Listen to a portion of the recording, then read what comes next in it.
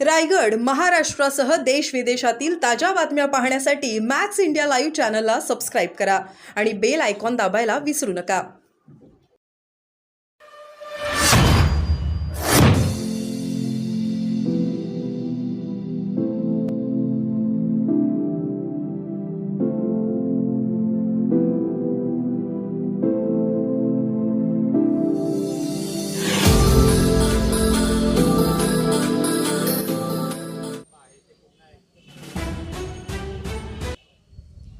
काल पवारसाहेबांचा दिल्लीमध्ये वाढदिवस साजरा झाला.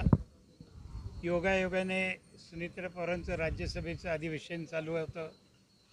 अजितदादा हे देखील काही कामानिमित्ताने दिल्लीला होते. त्याबरोबर त्यांचे सहकारी प्रफुल्ल पटेल असतील, छगन भुजबळ, तटकरे ही देखील मंडळी दिल्लीमध्ये असल्यामुळे त्यांनी पवारसाहेबांच्या बंगल्यावरती जाऊन त्यांना शुभेच्छा व्यक्त केल्या. आणि स्वाभाविक आहे की राजकारण हे राजकारणाच्या ठिकाणी आणि इतर गोष्टी ज्या आहेत त्या वेगळ्या. त्यामुळे वाढदिवसाला ते त्या ठिकाणी आले, साहेबांना शुभेच्छा दिल्या. ही एक चांगली बाब आहे, आनंदाची बाब आहे.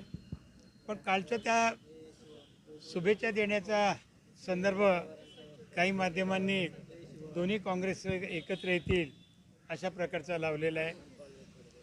नेमकं भविष्यकाळामध्ये काय होईल सांगता येत नाही. आपण म्हणता ते बरोबर आहे. कार्यकर्त्यांना देखील वाटतं की दोन घरं विखुरलेली आहेत, दोन पक्ष वेगळे झालेले आहेत, एकमेकाच्या विरोधामध्ये निवडणुका लढवल्या आहेत.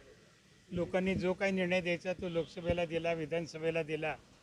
आता मात्र सर्वांनी एकत्र येऊन काम करावं अशी सर्वसामान्य तळागाळातल्या कार्यकर्त्यांची आणि काही प्रमुखांची देखील इच्छा आहे.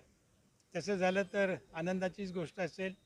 पण अर्थात हे सगळं होण्यासाठी राष्ट्रवादी काँग्रेस पक्ष, शरद पवार पक्ष याचा जो अंतिम निर्णय आहे तो आदरणीय पवारसाहेब घेणार आहेत. त्यामुळे पवारसाहेब नेमका कोणता निर्णय घेतील हे काही त्यांचं मत मी काही सांगू शकत नाही. त्यांनी तो जर का तसा निर्णय घेतला तर सगळेच एकत्र येतील, काही अडचण राहणार नाही. पवारसाहेब जो काही निर्णय घेतील त्याला कोणताही राष्ट्रवादी काँग्रेस पक्षाचा कार्यकर्ता विरोध करेल किंवा आक्षेप घेईल असं मला वाटत नाही. आता भविष्य काळामध्ये पाहूया 2025मध्ये नेमकं काय होतं आहे हे येणारा काळच सांगेल. पण एकच आहे की कालची भेट आणि कुठेतरी राजकीय एकत्रीकरण येण्याची प्रक्रिया असं त्याला काही मी म्हणत नाही.